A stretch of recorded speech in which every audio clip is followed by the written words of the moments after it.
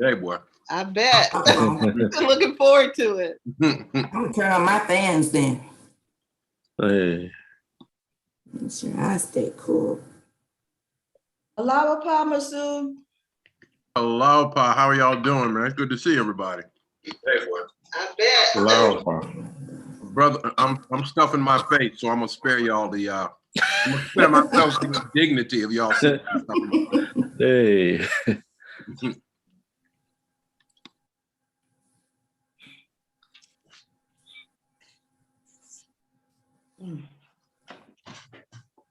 Put this on my page. All right.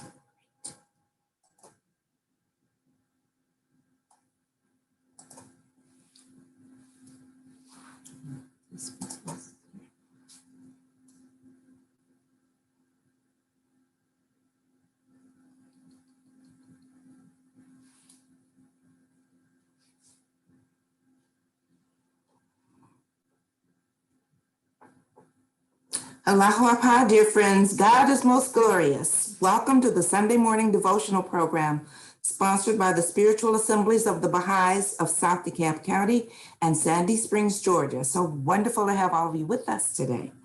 You know, across the globe, the teachings of the Baha'i faith brought to us more than 150 years ago by His Holiness Baha'u'llah, its founder, and whose name in Arabic means the glory of God. His teachings have inspired and continue to inspire individuals and communities as they strive to improve their own lives and contribute to the advancement of civilization. Baha'i beliefs address such essential themes as the oneness of God and religion, the oneness of humanity and freedom from all forms of prejudice, the inherent nobility of the human being, the progressive revelation of religious truth, a gradual unfolding of God's purpose, with the appearance of each divine teacher, the development of spiritual qualities, which allows us to reflect the image God made us in, the integration of worship and service with work performed in the spirit of service, actually being accounted as worship in the eyes of God. The fundamental equality of the sexes more widely evidenced in a setting of equal opportunity, the harmony between religion and science as an established fact, the centrality of justice in all human endeavor, the importance of education, particularly for children, and the dynamics of the relationships that strive to bind together individuals, communities, and institutions as humanity advances towards its collective maturity. Let's see. So now today, friends, we've been having amazing programs every week, and today is no different. We're pleased to have you join us again. Welcome. We will begin with opening devotions, followed by music by Ms. Cordia Smith. Please silence your electronic devices. Thank you.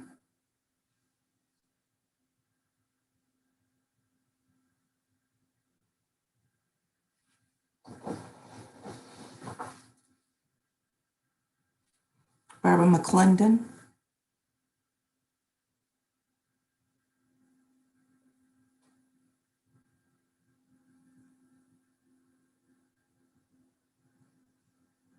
Cool.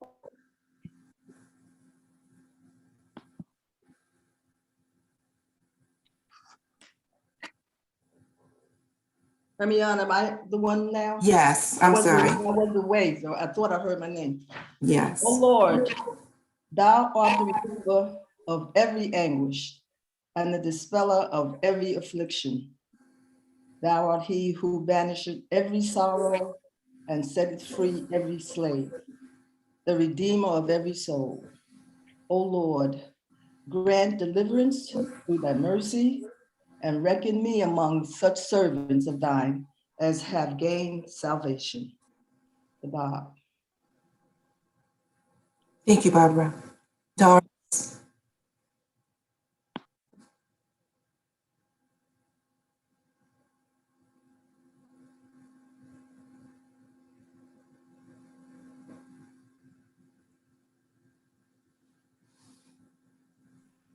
Okay. Oh Lord, provide speedy growth of the tree of thy divine unity. Water it then, O Lord, with the flowing waters of thy good pleasure, and cause it before the revelations of thy divine assurance to yield such fruits as thou desirest for thy glorification and exaltation, thy praise and thanksgiving, and to magnify thy name, to laud the oneness of thine essence, and to offer adoration unto thee, inasmuch as all this lieth within thy grasp, and in that of none other. Great is the blessedness of those whose blood thou hast chosen, wherewith to water the tree of thine affirmation, and thus to exalt thy holy and immutable word. The Bob.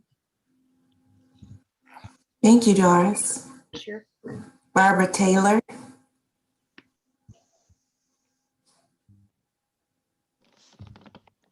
Lauded be thy name, O my God and the God of all things, my glory and the glory of all things, my desire and the desire of all things, my strength and the strength of all things, my King and the King of all things, my possessor and the possessor of all things, my aim and the aim of all things, my mover and the mover of all things.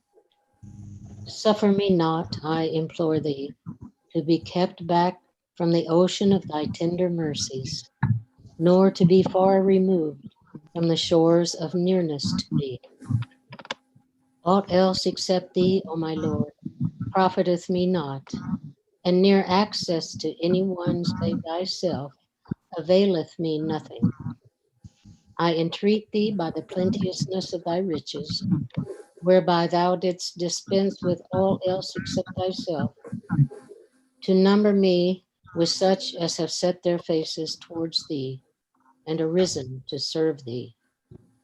Forgive then, O my Lord, thy servants and thy handmaidens. Thou truly art the ever forgiving, the most compassionate, Baha'u'llah. Thank you, Barbara. Yasmin.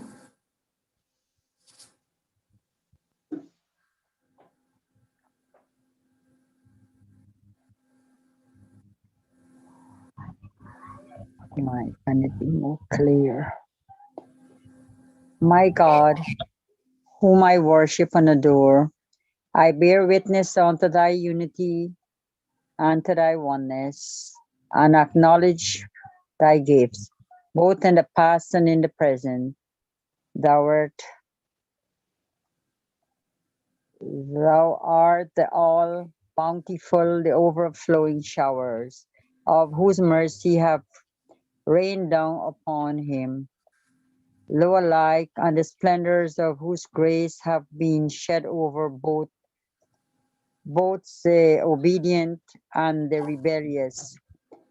O God of mercy, before whose door the quintessence of mercy had bowed down, and round the sanctuary of whose cause loving kindness, it is inmost spirit has circled. We beseech thee, entreating thine ancient grace, and seeking thy present favor, that thou mayest have mercy upon all who are the manifestations of the world of being, and deny them not the outpourings of thy grace in thy days.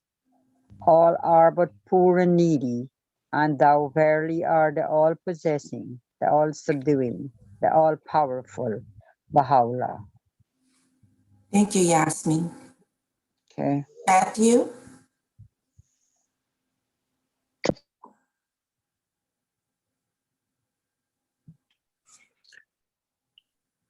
O God, dispel all those elements which are the cause of discord, and prepare us all all those things which are the cause of unity and accord. O God, descend upon us heavenly fragrance, and change this gathering into a gathering of heaven.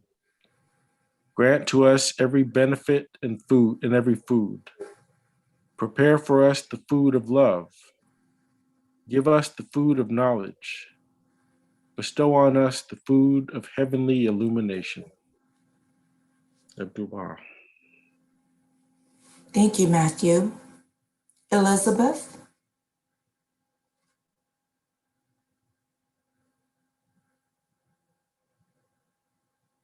You have to unmute. My friend, thou art the day star of the heavens of my holiness. Let not the defilement of the world eclipse thy splendor. Rend asunder the veil of heedlessness, that from behind the clouds thou mayest emerge resplendent and array all things with the apparel of life. Baha'u'llah. Thank you, Elizabeth. Barbara McClendon? Yes.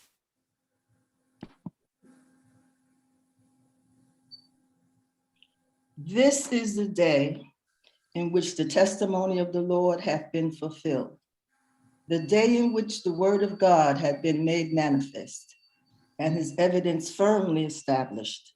His voice is calling you into that which shall profit you, and enjoined you to observe that which shall draw you nigh unto God, the Lord of revelation.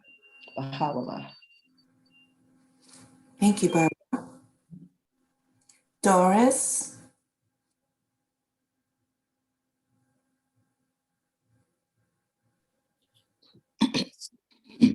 Excuse me.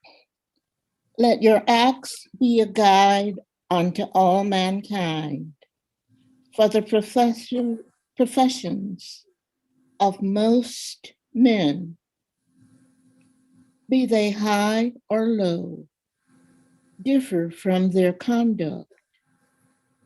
It is as through your deeds that ye can distinguish yourselves from others. Through them, the brightness of your light can be shed upon the whole earth. Happy is the man that heedeth my my counsel, and keepeth the precepts prescribed by him who is the all-knowing, the all-wise. Gleanings from the writings of Baha'u'llah, section. Okay. No worries. Thank you. Thank you so much, Doris. Barbara Taylor?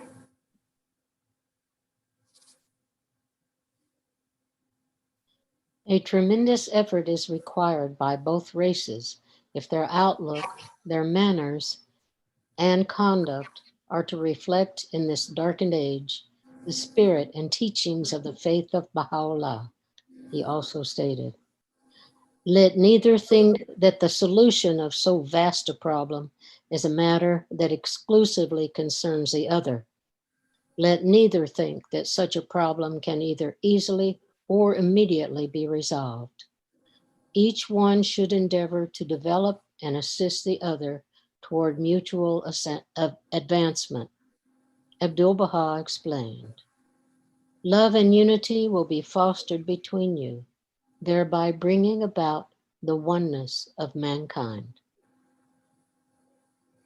Thank you, Barbara. And thank all of you for reading this morning. Friends, it's now time for the healing prayer, which will be sung by Ms. Cordia Smith. If any of you wish to remember a loved one through the prayer for healing, please feel free to call out their name at this time. Josie Reynolds. Richard Harper. Felicia Alexander Harper Simmons. Elon Bowers, Christian Zabel, Andy. Mary Eden. Joel Smith,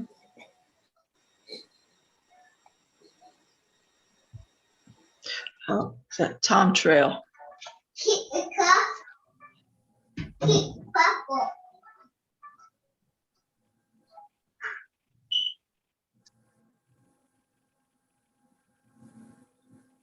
thy name is my healing, oh my God, and remembrance of thee is my remedy. Nearness to thee is my hope, and love for thee is my companion. Thy mercy to me is my healing, and my succor in both this world and the world to come. Thou verily art the all-bountiful, the all-knowing, the all-wise, the all-knowing, the all-knowing, the all-knowing, the all-wise.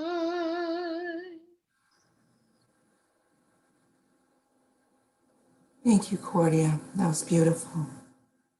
And now, friends, Cordia is going to bless us with another musical offering.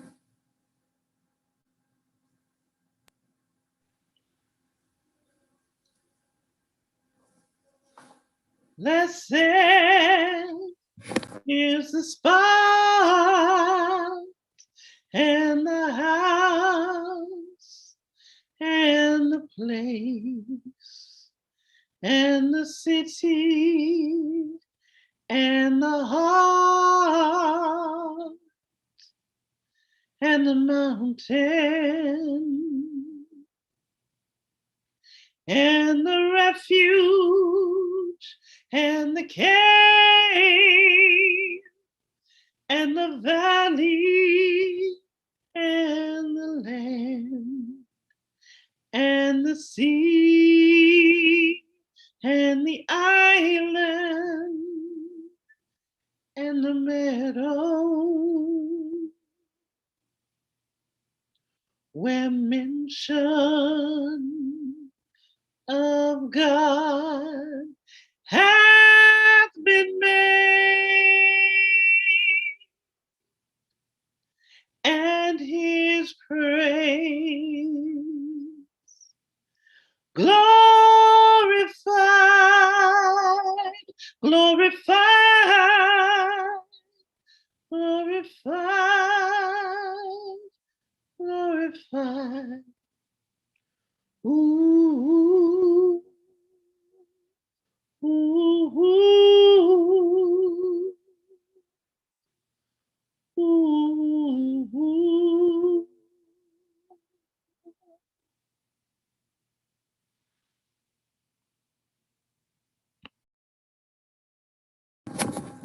Thank you, dear Cordia.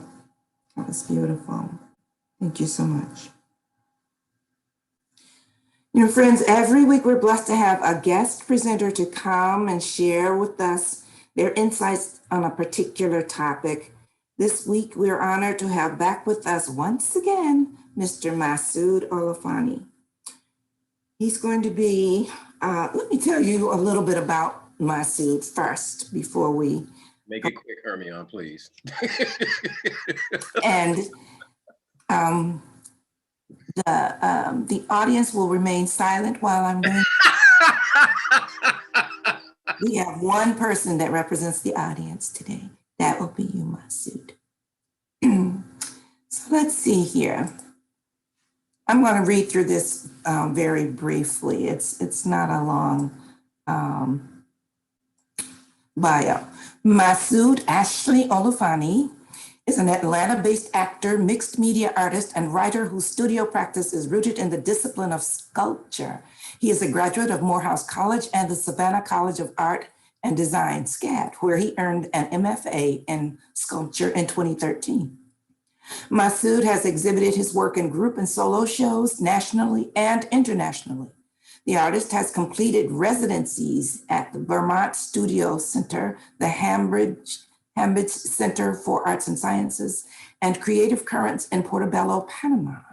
He is a 2020 South Arts Cross Sector Grant recipient for Elder, a site-specific installation created to coincide with the redevelopment of the historic David T. Howard School in Atlanta.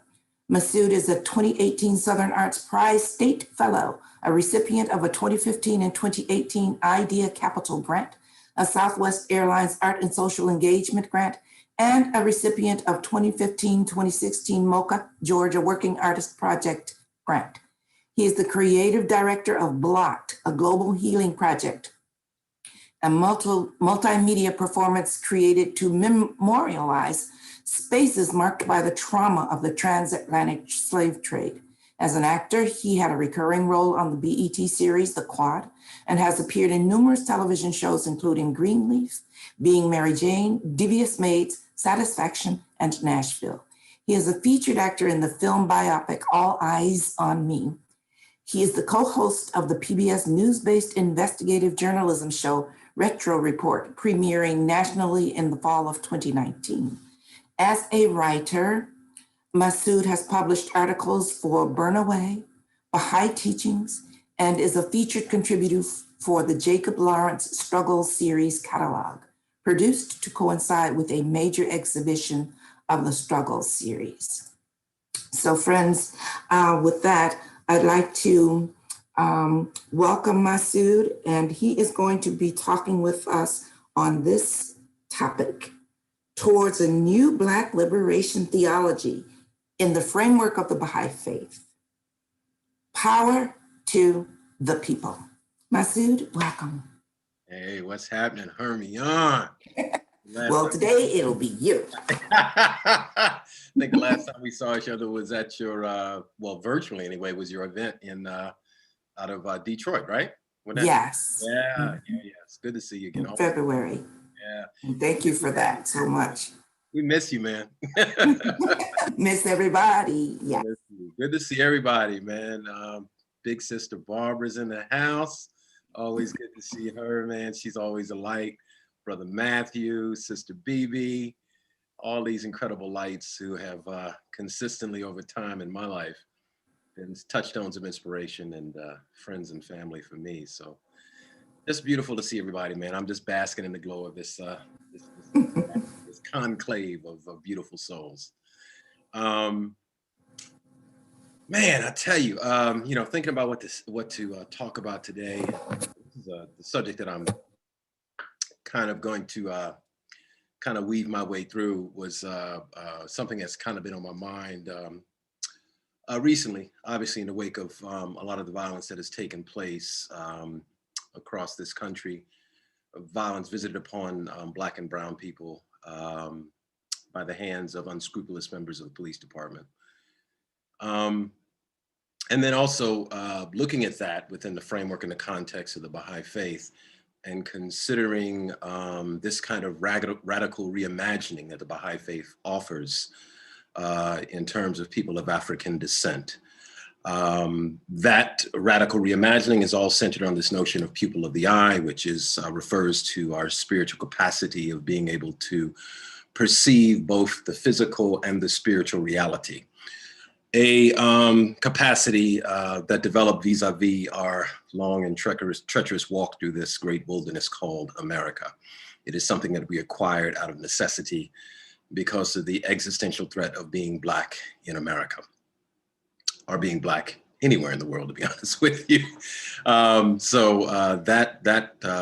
station, that distinction of being a pupil of the eye, That's something that has come from the mouthpiece of our faith, Baha'u'llah himself, the prophet founder of the faith, was reiterated in great detail by his son, Abdul Baha, who was the appointed successor of the faith after Baha'u'llah's passing, and also has been referred to by the Guardian, Shoghi Effendi, and the Universal House of Justice, and various members of the Baha'i global community. I started thinking about this subject, and it's something that I'm going to expound upon in a presentation that I'm doing for Association for Baha'i Studies that's coming up, I think, in July, which should be a more detailed kind of in-depth analysis of this spiritual concept within the framework of the tradition of the development of something called Black liberation theology, which was first coined by the theologian James Cone in the 1960s, who developed this, what was then considered a radical reimagining of progressive Christianity by linking the struggle for Black people, for the liberation, the rights of Black people, with Christ's concern for the poor, the downtrodden, and the oppressed. In some ways, he was trying to offer a philosophical fulfillment of what Christ said when he said, "He who is first shall be last, and he who is last shall be first." So he developed this concept, this approach to Christianity, which would come to be known as Black liberation theology. We can take a step back further to the mid-1800s to a man named Henry McNeill Turner, who was born a free Black man in South Carolina.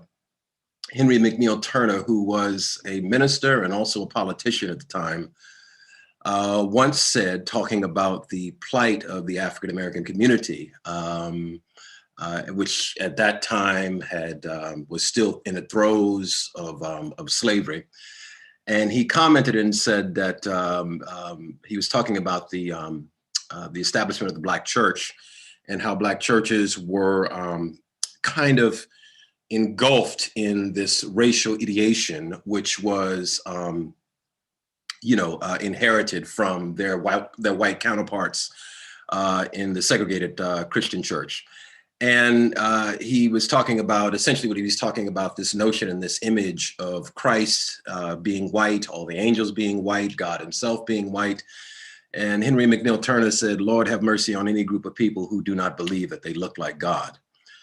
So this is something that a man says back in the 1800s. Obviously, we're talking about in the time of antebellum slavery, on the heels of antebellum slavery in the wake of Reconstruction, the great hopes that were associated with Reconstruction and then the demise of Reconstruction, vis-a-vis the death of Abraham Lincoln, the ascendancy of the unfortunately racist president that followed him, and the destabilization and destruction of those regenerative policies that were put in place that came to be known as Reconstruction. So Henry McNeill Turner makes this profound claim. And of course, Henry McNeill Turner is living in a time of that great Leonian prophet of anti-slavery, Frederick Douglass, and all that Frederick Douglass did to inspire, to critique, to destabilize the system of slavery. And all of the also cajoling, the arm twisting, the nudging, the pushing he did of Abraham Lincoln to make the war about the destruction of the slavery system. So Henry McNeill Turner is inspired in a very real way by the work of Frederick Douglass. He's inspired by Harriet Tubman, all of these great people. Of course, at the same time, during his time in the mid-1800s, we have just the first daybreak of a new revelation, a new religion from God that is coming to humanity in the Middle East, in Iran. And that is the Baha'i faith. And the Baha'i faith, of course, being this revelation which has as its core focus the oneness of mankind, the elimination of all forms of prejudice, be it based on race, on religion, on gender, on social economic background.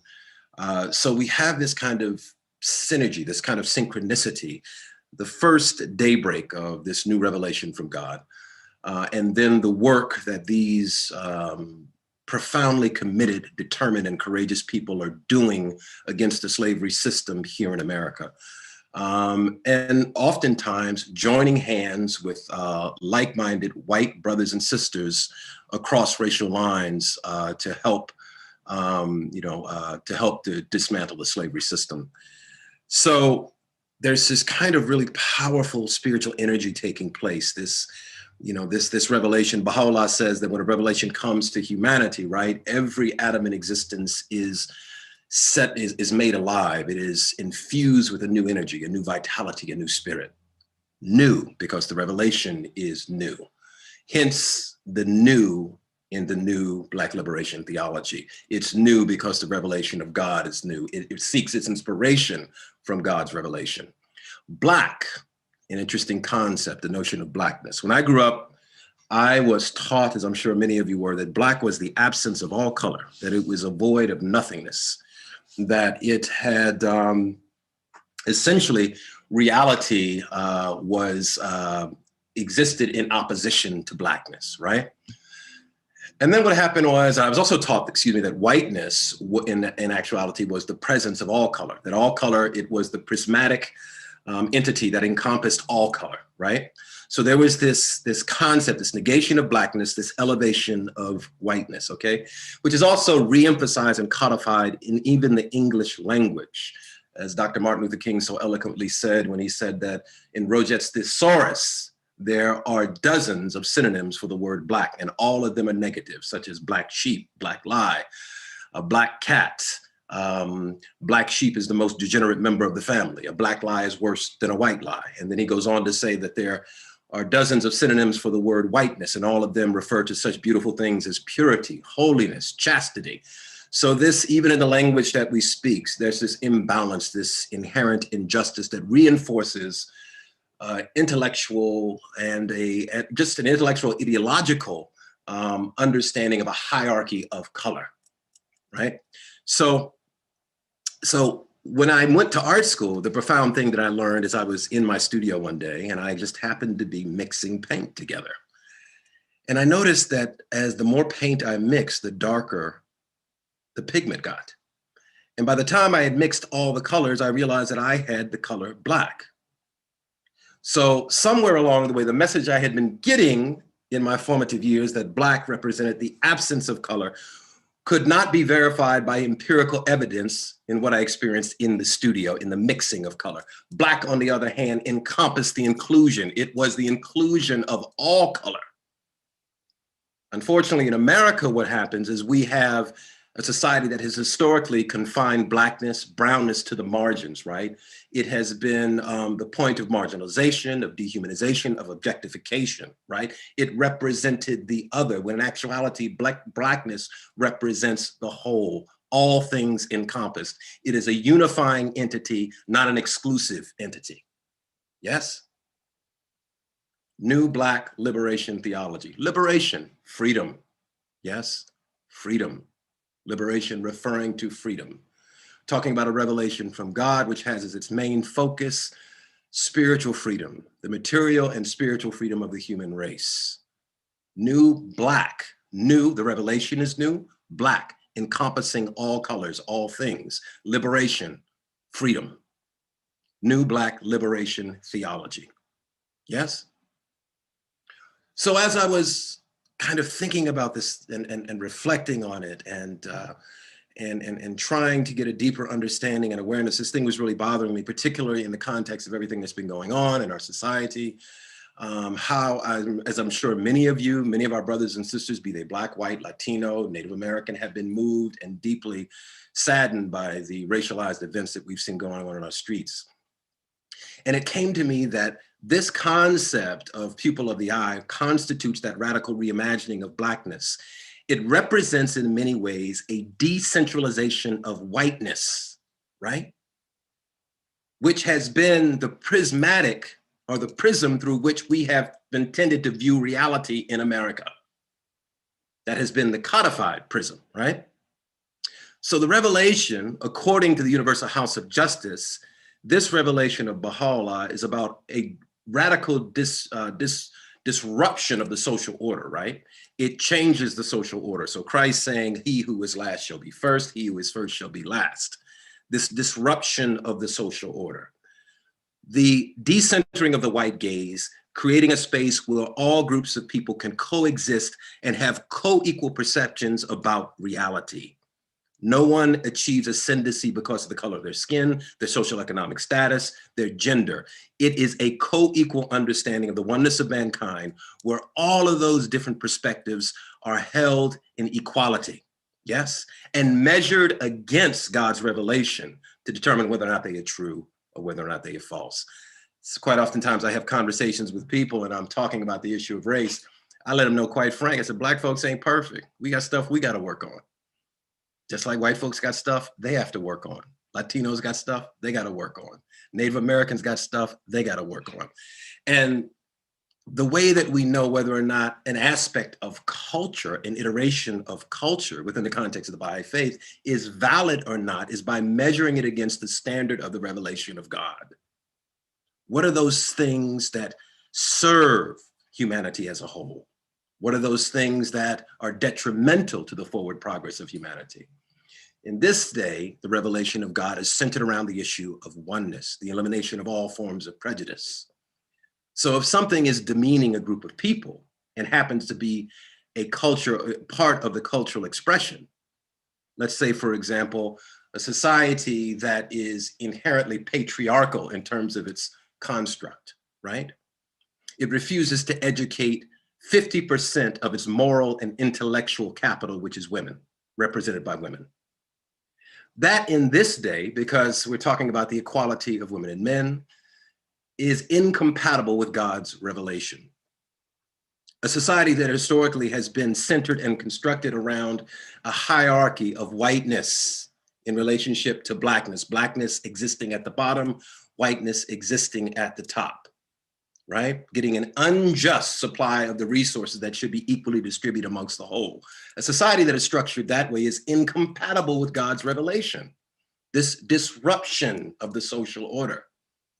A society that historically, again, talking about the West, talking about, quote unquote, first world nations, that prioritize the wealthy above the poor, right? That looks upon a person just because they have a large amount of money in their bank account, looks at someone who does not have substantial resources in their bank account, and assigns a kind of perverse intrinsic value based on materialism that is fundamentally incompatible with God's revelation. This radical reimagining of Blackness, this total realignment of the social order, what can be more radical than that? I remember when I was a child, I was a member of the Nation of Islam, and my pops was very much inspired by Brother Malcolm X, who was also known as Malik al-Hashbaz after his pilgrimage to Mecca. And my pops, the only way he could get me to go to temple, because we would be in there for 4 hours. I mean, it was crazy. He had to promise me 2 bean pies. So he'd have to, I love bean pies. So he had to hook a brother up with 2 bean pies. I put my shirt and tie on, put the bow tie on, and I would sit for my hours and do my thing as long as I got my bean pies. So as when I was younger, I didn't have appreciation for Malcolm X. I was just too young. I was a kid. But as I got older and read more about Malcolm X, of course, I developed a deep love for his journey, his ability to learn, to grow as a human being. He represented this unending, expansive way of approaching knowledge, not something that is, that refuses to question or critique oneself, but one that is this constant battle of questioning oneself, critiquing one's own views of the world, and then having the courage, the ability, the dedication, the commitment to incorporate these new knowledges, these new ways of knowing, these new understandings. And then when I came to the Baha'i faith, after having been in the Nation of Islam as a kid, also being in Southern Baptist Church, I also had dabbled in the Tao Te Ching, Buddhist text, Hindu text. I had read some of everything. My parents were both kind of hippies from California back in the day. So they kind of had an open, kind of expansive view of one's approach to religion. So I was looking for some meaning in my life after going through a period of kind of really disillusionment and the feeling of trying to get my grounding, my compass about my existence and the world. And in college, I came in contact with a sister who I was dating, who was at Spelman College. I was across the way at Morehouse. And this sister introduced me to a Baha'i sister here in Atlanta, who's now like my godmother, a woman named Jamila Kennedy. And that's how I became engaged with the Baha'i faith. I, in my own mind, said that, what is this Baha'i business? I'd never heard of Baha'u'llah. It took me a long time to even learn how to say his name properly. If I didn't know about it, surely it couldn't exist, right? So I had this kind of internal kind of stubbornness, an arrogance, if you will, that somehow, if in my little search that I had made, right, in the 22 years that I had lived upon the earth, that expansive 22 years, if I didn't know about it, clearly it did not exist and it did not have value or merit. My birthday was coming up. Jamila gave me a copy of Baha'i Prayers. I made the great mistake and also the life-changing, fortunate decision to open the book. And as I opened the book and read the first few lines, I knew I had encountered something that was radically new, but also in some strange way harkened back to this kind of mystic knowing deep in my soul. The same kind of knowing I felt when I read the Quran. The same kind of knowing that I felt when I read the Bhagavad Gita, or I read the New Testament and the Old Testament. The same kind of knowing I felt when I read Khalil Gibran's The Prophet, or I looked into the Tao Te Ching. There seemed to be something mystical taking place that was plucking something deep in my soul, that was reverberating in my being and saying, herein lies the truth. And so I had to eat crow and recognize that indeed something did exist that I had not heard of, that possessed the capacity to change me in ways that I could not imagine. And such has been the case. So encountering Baha'u'llah's revelation, studying his writings, falling in love with his story, with the trajectory of the faith, with the struggles, the triumphs and tragedies, and then coming in contact with this powerful new radical reimagining of Blackness vis-a-vis this concept of pupil of the eye. Yes. Not something that is given to Black people as part of our DNA structure in a way, not something that makes us inherently better than anybody else, but in some way, God's way of compensating us or rewarding us for the treacherous walk that we have been forced to make here in America. A cultivated capacity, right? That was developed out of a necessity to know both the contingent, the physical, and also the spiritual reality. To be able to look at things objectively and to understand when something was potentially dangerous and when it was not. To look at the body language of the master of the plantation, to be able to visualize whether or not what you will do will impact how he will treat you, how it will affect your children, how it will impact your community. To move in white spaces and to be able to read the space and then to calibrate your behavior in order to adjust to what it is that you are reading. This constant improvisational dance that Black people have been doing since we got here, right?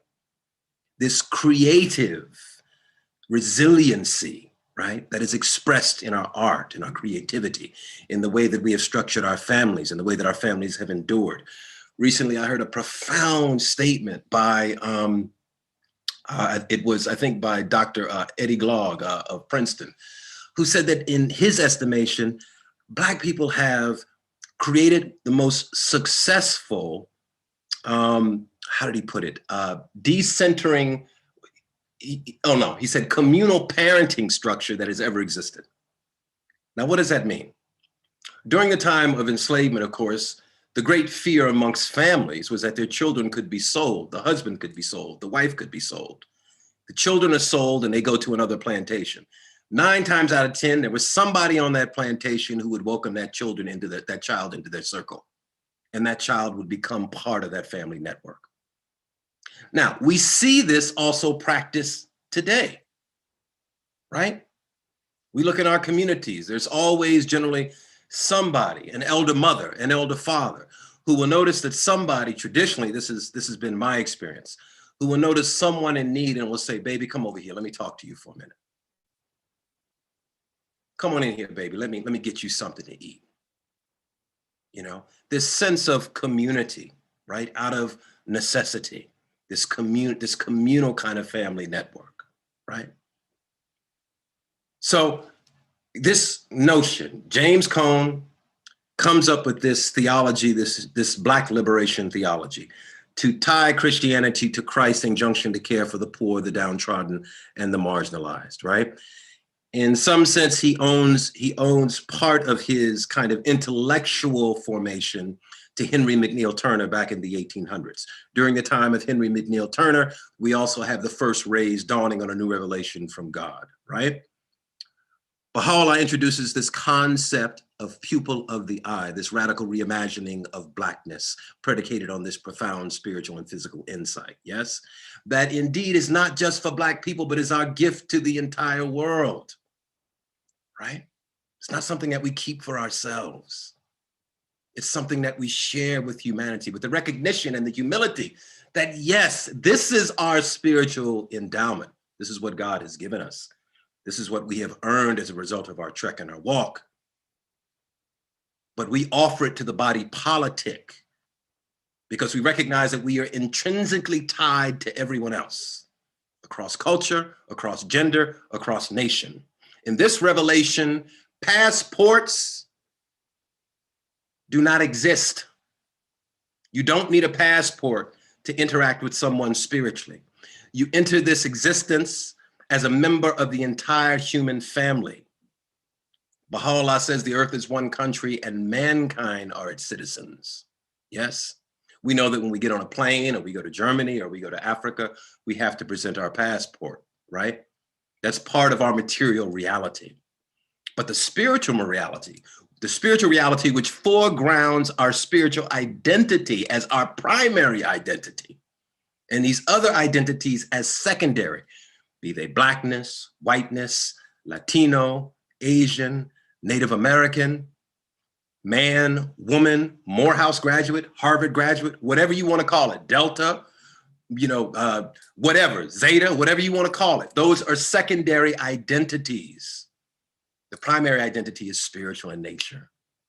It's what binds us together in this vast, pulsating network that we call humanity, predicated on the existence and the reality of the soul.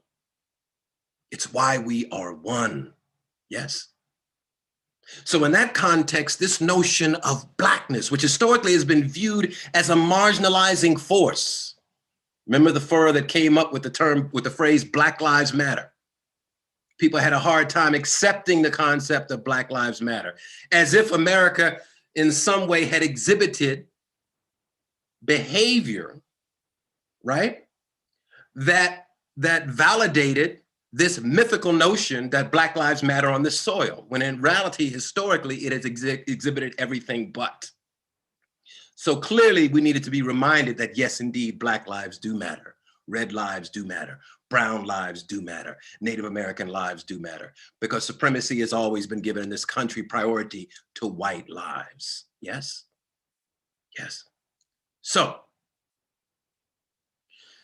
all of that consternation about this notion of Blackness, in reality, when we look at it at a deeper level, and Baha'u'llah says that for everything in the physical world, there is a spiritual allegory or metaphor, right? There's a relationship between the physical to the spiritual. So historically, what we have done, we have viewed Blackness as a marginalizing reality, right? As something that exists at the margin, as something that is separate and apart. But the empirical research and the data indicates clearly that Blackness is the incomposition. It encompasses all reality.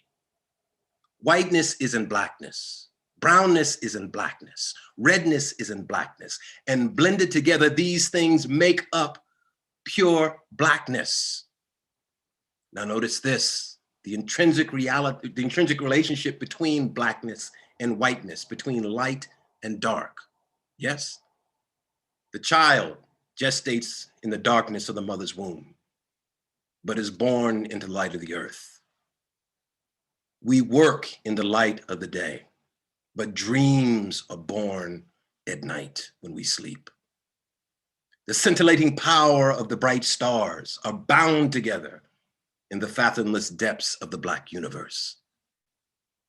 This intrinsic relationship between light and dark, the one bleeding into the other, balancing, holding one another up.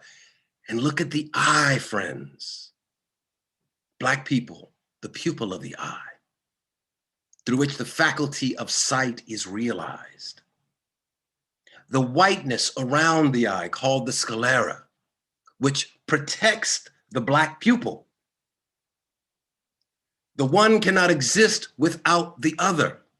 There is an intrinsic relationship there that seems to speak to a deeper spiritual reality, right? And is empirical evidence of our inherent oneness. This mystical connection between all things. In some strange way, it seems that diversity is the substance of God's creation, right? You go into a garden, the tulips are accentuated by the roses. The magnolias give nice balance to the geraniums. The different foliage working together to create this beautiful tapestry of diversity. You go to a car lot to get your new Cadillac. I don't want a green one. I think I'm gonna take a silver one. Oh, but I like that blue.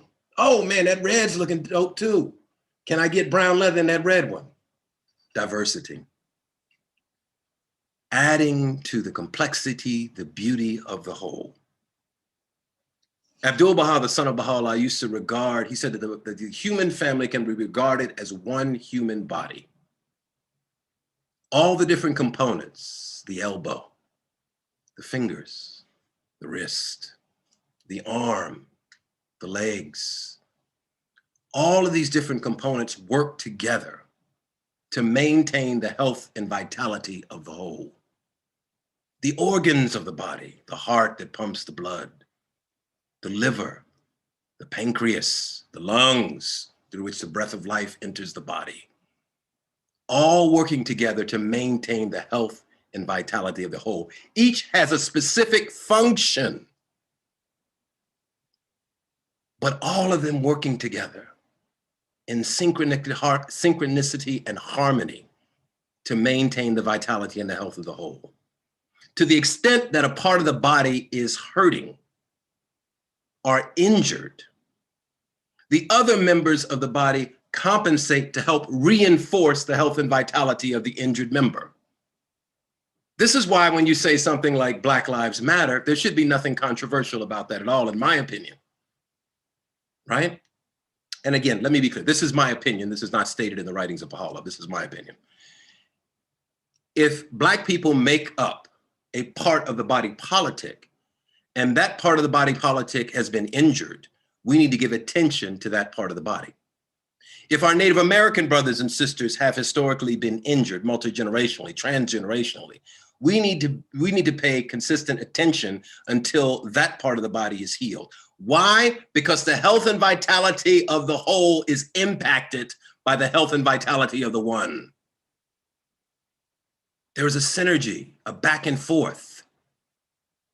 By paying attention to the part of me that is damaged and hurting, I also impact the health and vitality of the whole. This is why when we live in our spaces, we frame our spaces, whether they be by neighborhood, by village, by country, by race, right? It is a false, right, equivalency. It can't exist side by side with this notion of oneness and unity. On the one hand, let me say this, let me be clear. I'm not saying that our secondary identities don't have real world sociological implications. They do. Every time I leave my house as a Black man, I am confronted with it. But what I am saying in the larger sense, while at the same time I am fighting, addressing issues of anti-Blackness, standing up for the rights of women, standing up for more equal distribution of resources, standing up for my Native American brothers and sisters, any marginalized group. I'm also saying that by doing that, I am reinforcing the whole. That there is this reality that as I am helping, as I am uplifting, as I am encouraging, as I'm loving the one, I am also impacting the whole. Radical reimagining of Blackness. New Black liberation theology. New because the revelation is new. It has never existed before. Yes. Blackness not as a marginalizing and separate entity, but as one that encompasses all things. Liberation, right? Freedom. Freedom from what? From those outdated ways of being that have not served humanity historically, or that if they once did, they no longer do. So we need a new way of being, a radical reimagining not only of Blackness, but of society as a whole, as humanity as a whole, the structures of our society, how we interact, how we relate to one another, the dismantling, the destabilization, the destruction, the imploding of those forces that have not served us. Because God is saying that in this day, mankind has reached the age of maturity. Those things that have not historically served us, that do not fit us anymore, that are not fit to address the complexity, the difficulties of the moment, have to be rolled up and tossed aside and made room for that which is coming. A new civilization predicated on oneness and equality, right? That has as its cornerstone justice, yes? And that will accept nothing else but the oneness of mankind as a reality, not a theoretical or an intellectual exercise, but as a spiritual truth, as true and real as life itself. This is who we are. This is who we are. This is who we are. Blackness, part of the whole. We're caught in an inescapable network of mutuality, tied together forever in a single garment of destiny. Whatever affects one directly affects all indirectly. For some strange reason, I can never be what I ought to be until you are what you ought to be. No man is an island unto himself, each man a piece of the continent, a part of the whole. And then he goes on towards the end to say, any man's death diminishes me, for I'm involved in mankind. Therefore never seek to know for whom that bell tolls. It tolls for thee. We are made for oneness and unity, friends. This is how we've been created. This is the message, the cornerstone of Baha'u'llah's revelation. Black people have been given a new station in this day and time. It is our spiritual right and endowment to use that station to serve humanity as a whole, to give sight to the body politic. That's who we are, that's our station. It doesn't matter whether or not the cop that we're confronting in the street knows it or not. It doesn't matter whether or not the racist person that we may meet in the grocery store knows it or not. It doesn't matter or not whether or not the bank officer who refuses us a loan knows it or not. God knows it. And Baha'u'llah, his mouthpiece on earth, is telling us that's who we are. Pupil of the eye. Particular distinction for this day and time.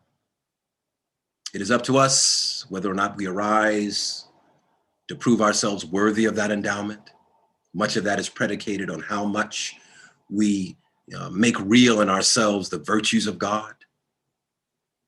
But that is who we are according to Baha'u'llah, the prophet founder of the faith.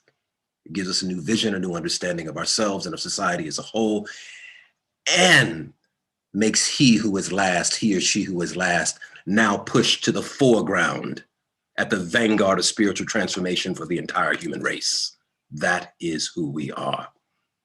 And with our white brothers and sisters, our Latino brothers and sisters, our Asian brothers and sisters, those who also recognize, right, this inherent oneness and that our destinies are intertwined, we're gonna make of this world, this old world, a new world.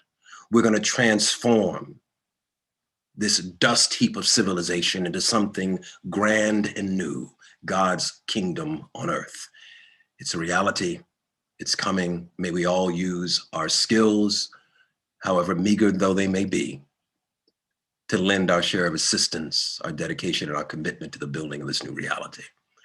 And with that, I'm gonna shut up because I've been talking too much. And let's have a conversation. All righty then. People, I know you heard. So Masood, that was phenomenal. That whole perspective, put into perspective. Whole lot of shifting of those ocular devices that we see in the optometrist office. 2020 for sure. Oh my goodness, that was just outstanding. Friends, we have some time to make comments, ask him questions, share whatever was inspired to you by this presentation, any thoughts triggered, whatever.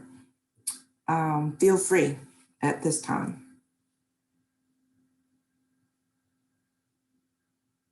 And don't make me have to make comments. Masood, you said you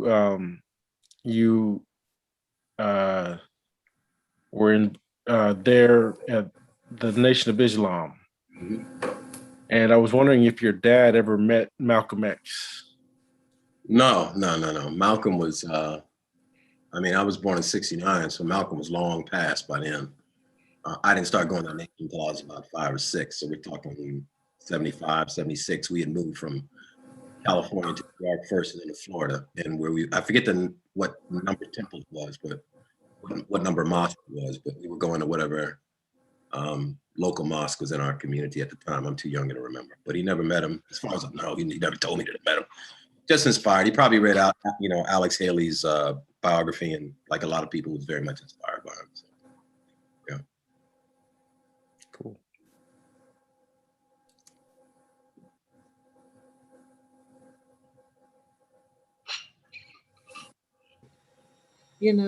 Masad, Mm-hmm.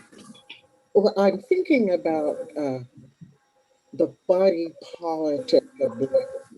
Is that an appropriate thing for us to involve ourselves in as Baha'is? Mm-hmm. I've always thought the word politic Mm-hmm. was sort of banned by the faith, and yet at the same time are to uplift the poor, uplift the Black, uplift the masses in America. It becomes a political form that we have to enter into to bring about that justice. Mm-hmm. Right here now in Georgia,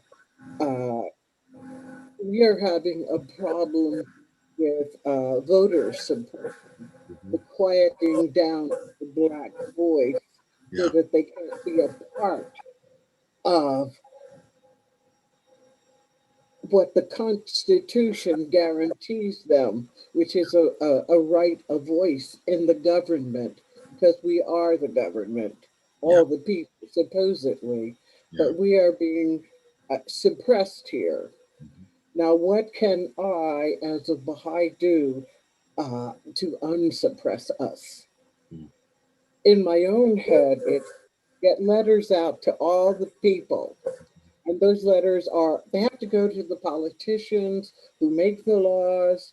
There has to be a way to even get the people themselves to do an incredible campaign of letter writing. We cannot allow the vote to be suppressed here or anywhere in America.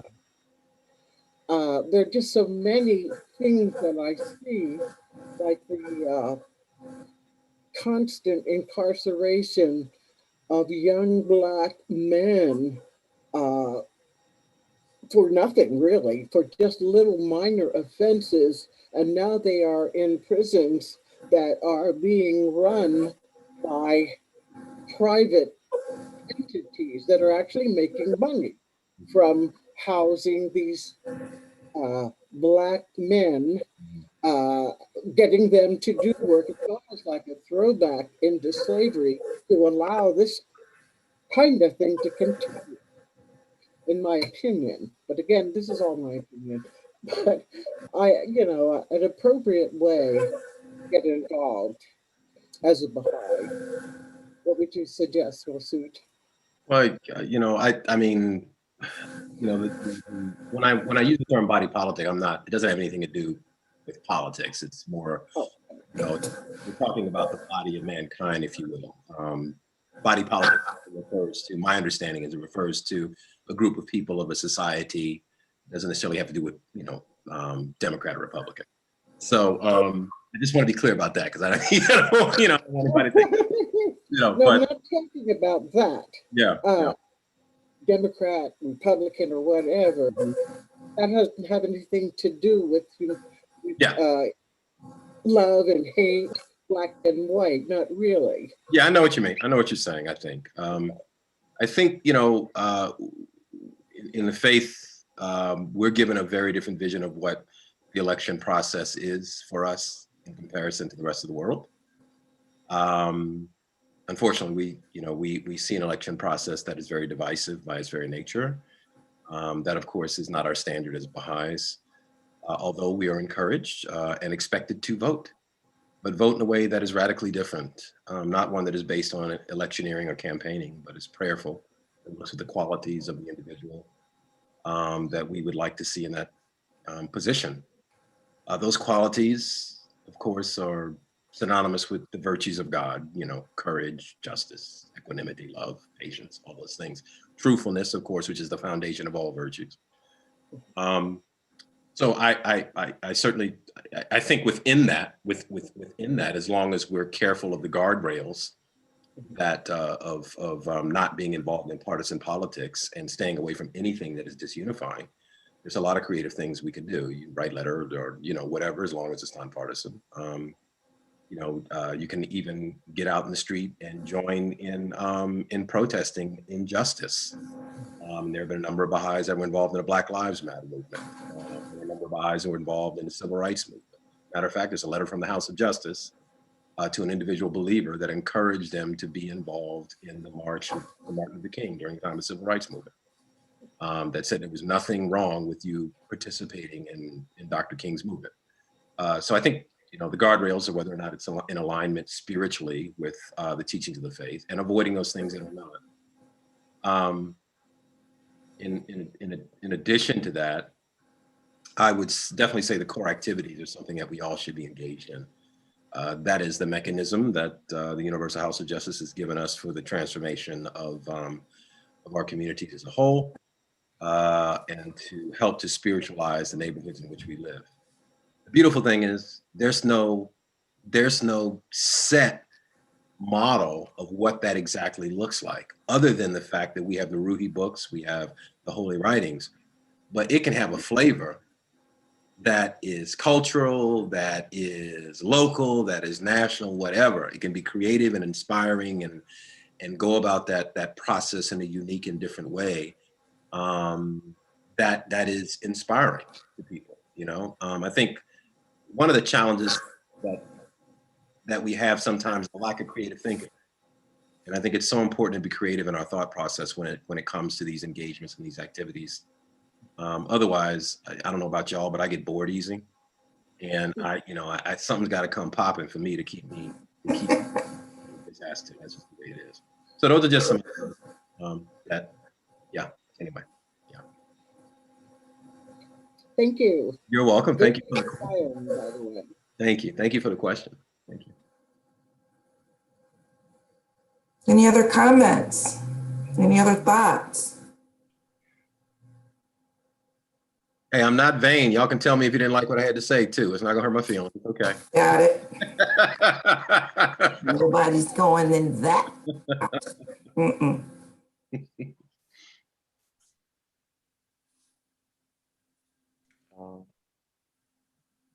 Usually Big Sister Barbara has something to say. She's quiet today. I called her out. She's looking at me now. Yeah. Now she got to think of something. I got to call her out now. Hi. One of the things that stands out to me right now that you were talking about was the notion of he who was first will be last and who was last will be first. I've been thinking about that quite a bit over the past year because, it's very clear that some of the people that we have who have the power are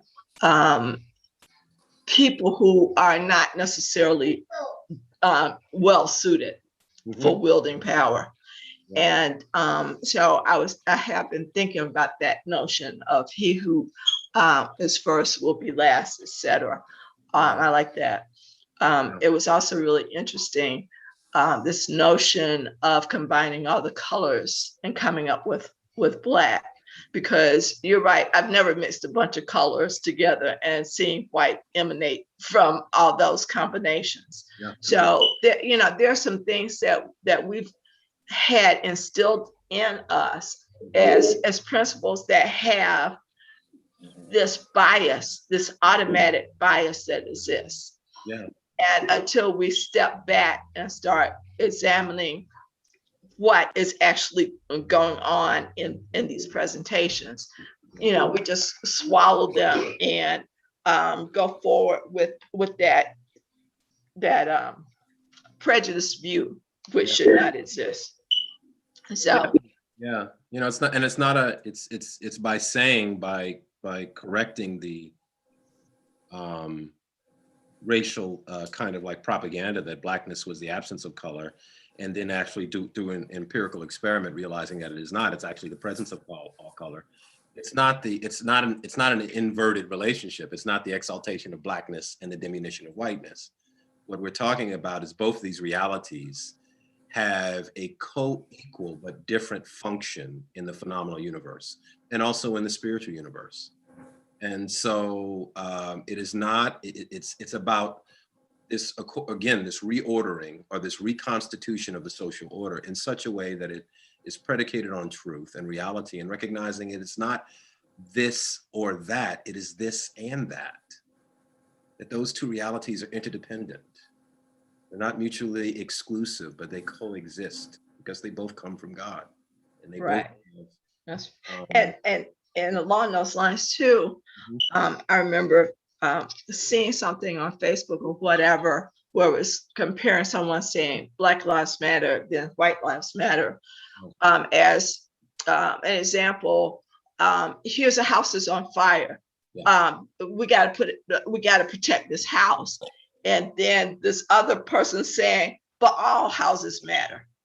Or, you know, the idea of celebrating a birthday and saying, happy birthday, so-and-so, you're special, but all birthdays matter. You know, so it's not, it's where people are not thinking that helping a situation or a person or whatever in need isn't worthy of having that focus put upon the effort at that time, which is appropriate. It's also a fundamental misunderstanding of diversity. Diversity is not predicated on sameness. It's predicated, unity is not predicated on sameness. It's predicated on diversity. So if that's true, and I really begin to really take some giant steps forward in beginning to, you know, internalize this idea of our oneness, then if I see that one of my brothers who happens to be from another community, or it's a woman or whatever, is in need, I am going to respond to that person because that is my family member. Yes. And I'm going to pay attention. If I see that it's systemic to that particular community, I'm going to pay attention to that segment of my family. Yes. Because that segment of my family needs triage. Yes. So it really is, it's you know, I mean, this is an age of our maturity. It really is, you know, about us internalizing a more mature understanding of what unity is about. Unity predicated on diversity, which is the Baha'i standard, and understanding what that really means, and also shedding the immature and also fear-based, knee-jerk, flippant responses where we negate the pain of communities by saying stuff like, well, don't all lives matter? Or don't all houses matter? Or don't all countries matter? I mean, that, you know, the one does not preclude the other. You know? So it's a way of neutering the conversation and getting into any real substantive discussion about the issues, because people are uncomfortable with that dimension of reality. Well, hey there, Laupa. There we go. I know everybody up now. I'm gonna be real. I'm still striving to get to this point of being this unity issue, because as somebody, when I see a cop murdering the brothers, out there, it arises some kind of animosity towards them. And I'm still working on it, but I know we get these letters from the House of Justice that gives me hope as to what's going on, because I know in one of the letters it says race relations has a long and checkered history. Yeah. But here the Baha'i influence is profoundly positive, not only historically, but in present day social transformation and progress as well. So when I read the writings and I see some of the history and the letters that come forth when we have these outbursts of murder of our people and people of color, it gives me the opportunity to start to realize that there's something wrong with them within their conscious self-consciousness is with them, that they have this evil, and I don't know if that's the word to use, but that's the only word I can think of right now. Yeah. But belonging to this faith is giving me hope. Yeah. I'm still at a stage to think, because when I was a young person, I did happen to hear Malcolm X on his soapbox in Harlem. Yeah. So it was a light, and I didn't become a Muslim, but I was involved in, doing some things that could help people in the neighborhood part that you were talking about. Yes, I know I had a button on me that said, I'm looking for a thrill. But I was thinking that about like Coney Island, where they have all these, kind of rising things. So my neighbor next door, or my mother's friend, my mother's best friend said, come here, little Barbara. And she told me, take that button off of you and doing it. So that's what the village looking out for, for the children, come over and correct us and everything. And if you did something wrong, you would hope that your parents, they would take care of it with the neighbor of the neighborhood, a woman of the neighborhood, a man of the neighborhood, and watch out for us all. So like I said, I'm still being for real, because I know deep down some of these people are really hateful, evil, and whatever, and I'm working on it. It's gonna be a little bit, I'm sure. We all working on it. You ain't alone. I'm working on it. Even people that have interracial marriages, deep down, they got that subconscious thing going on too. They might not realize it, but it's still there. Well, that's all I'm going to say on that subject right now, because that's good. That's good, Sister Barbara. I mean, the fact of the matter is we're talking about something that's been in existence for at least 401 years. And has infiltrated every aspect of society that you could possibly speak of. Do we really think that something that has been in existence for 401 years is going to be that equally dislodged from the social landscape? No. Or from the psyche of Westerners, or from any part of the world? No. It's going to take time, and it's going to take some pain, which we already have endured. It's probably going to take some more pain, struggle, difficulty, challenge. That's just the way it is. And I always tell people, I think I have an inherent distaste as a Black man for the institution of white supremacy, of racism. But I also have a tremendous amount of respect for it. What I mean by respect is you have to know your enemy. The enemy is the system of white supremacy, and which is an institution, essentially. And I respect it because it's been so diabolically successful for 401 years. It has actually accomplished what it has set out to do. So if we're getting real about this stuff, we have to know our enemy. And so I am absolutely committed to its dismantling, to the realization of our oneness, not in theory, but in practice. But I also know that we in a ring with a heavyweight, and it's going to require all of our commitment, our dedication, our love, God's assistance to get us over River Jordan. That's just the way it is. And we're going to look back on it and wonder how we got over. And that is the ultimate destiny of humanity. That's where we're going. I know it's hard. It's hard for me. It's hard for a lot of people. It's hard for Black and white folks. White folks have a different burden that they have to bear in regards to this. So but it's not, nobody gets out of this unscathed. We are all caught up in the mud, and we're all struggling to get through it. So fortunately, we have the revelation of Baha'u'llah, which is not for Baha'is to hoard. We offer it to the world. Whether or not a person chooses to become a Baha'i or not is not at the end of the day, is not my business. That's between them and God. But if you can read something in the Revelation that gives you a new way of approaching this intractable issue that is in line with the spirit of teaching that moves humanity forward, yo, we co-workers, we in the field working together. As far as I'm concerned, I'll go to war with you. That's the way I feel about it. Mhm. So, yeah. Thank you, Barbara. Any other comments? Anybody? Hey, Masood, thank you so much. I enjoyed your talk. And yeah, the teachings of Baha'u'llah, Abdul Baha, Effendi, and Universal House of Justice, which informs that it is a concept and approaches contained in the current series of plans that we will find the surest path to eradicate the scourge, the racial prejudice from our society. Yes. So thank you so much for that great talk. No, thank you, big sister. It's so good to see you as always. And we have to remember that this work is predicated on one force that transcends all other forces, and that's the power of love, friends.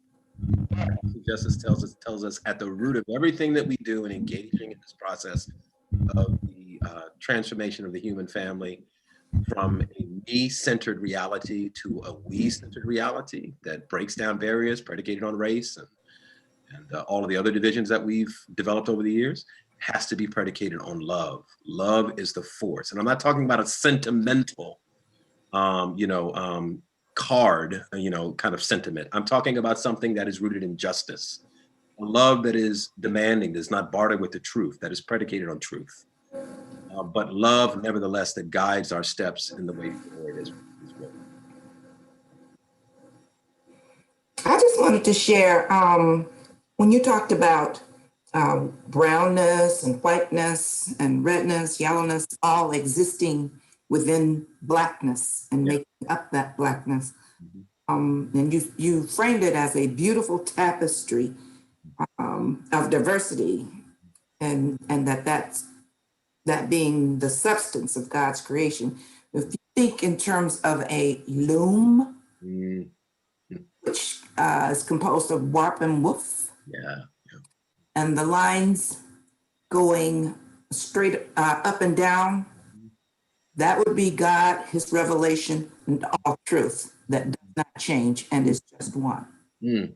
And all of the things that we must do to fulfill that oneness are what is weaved across. All the colors, all the textures, all the temperaments, all those things go together for that to make up this loom of oneness. So you're explaining it that way. I had heard this analogy years ago, but putting in the races and colors really helps me to understand that concept a little bit further. So thank you. No, teach. I love that, Hermione. Teach. I love it. Also, in the case of Black Lives Matter, if someone is having a heart attack, the doctor doesn't say, time for a pedicure. The heart is the focus. What must be stabilized. Exactly. What must be stabilized for life. There's no life without that. At all. Exactly. And the pedicure, your toenails can fall off. Your heart will still be beating. Exactly. Yeah. Yeah. Yeah, I love that. I love that. Yeah. I was thinking as you were talking about the loom, how ironic it is that in a society that is historically,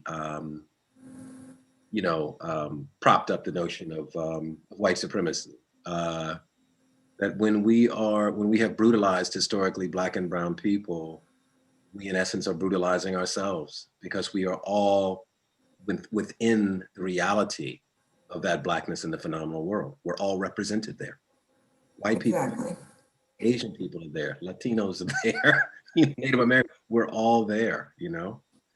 So it's a powerful lesson, an ironic lesson, you know, that we're all connected. And that we don't brutalize somebody else, we are also brutalizing ourselves. So, yeah. All of those examples that you gave of the negation of Blackness, Yeah. with Blacks having no color, Yeah. all of these negative attributes assigned in the thesaurus in terms of Blackness, you know, even assigning geographical locations to the engendering of specific races, but not the Black race. Yeah. The Yeah. whites from the Caucasus Mountains, you know, the Australian folk from Australis, Yeah. the Mongoloids and the Mongols from that area. Yeah. But the Blacks, we didn't get anything related to Africa. Ours was a whole new term called Negroid. Yeah. Yeah. Yeah. And that was just another way to divorce us from reality. Yeah. It would be easy to determine a person as being 3/5 of a person if you weren't associated with land. Yeah, exactly. Yeah. Yeah. Yeah. And you know, it's interesting to me because, you know, we look at, you know, when the writings talk about these convulsions that are happening in the world and how it's like the birth pains of a mother giving birth to a child. And we see all of this like resistance to the decentering of whiteness, creating space for everybody to be in the picture plane.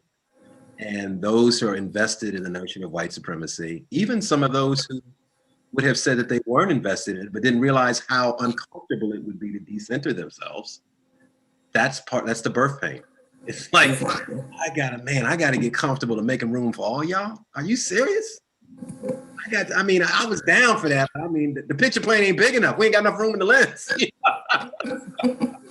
So it's really, we see this and, you know, and people really resistant to that. And, but that's God's plan. That's the reality. It is not going to be comfortable. It's going to be difficult, but it's part of our growing up. And we're going to get there one way or another. Exactly. A long and thorny path, but it will be trodden. Exactly. All the way to the end. Absolutely. Are there any other comments before we move ahead because of the time? It's 12:39. Well, Masood, oh my God, thank you so much for this brilliancy. I can't wait to hear the expounded upon version. Association for Baha'i Studies. That's probably seemed to be, you know, phenomenal as well. I got to work on it. I got to do well. Yeah, I've got a lot of work to do, but Gotta flesh it out, huh? you got to flesh it out, man. You know, they come real institutional at Baha'i Studies, so I got to flesh it out. Yes. You know, you can't. I got to make sure my slides are in order. But the other thing is, those are also pangs of birth. Yes, Need to happen. So absolutely. don't get too ordered there. I won't. I'm gonna keep it. Don't lose anything. I won't. I'll keep the spice. Process. Keep some jazz in it. Got to keep some jazz in it. Yeah, a little bit of jazz. Gotta have it. Love you guys. Thank you, man. Thank you so much, Masood. Oh my goodness, this was awesome. Wonderful being with you. Thank you, Masood. I'm always wherever I can find you. You know I'm there. I know you are, big sis. I love you. Love you, Auntie BB. Matthew, love you. Love you all. Sister Barbara, love you all. Cordia, Thank you so much, Masood. love you guys. Have a wonderful day, okay? All right. We will. You too, Masood. Have a Thank you. wonderful day. So at this time, friends, we'd like to welcome any guests that are present for this morning's devotional program. I'm sorry, I can't hear. What was that? There's something going on with the speaking. Maybe it's my phone thing. I don't know. Is anybody else having static?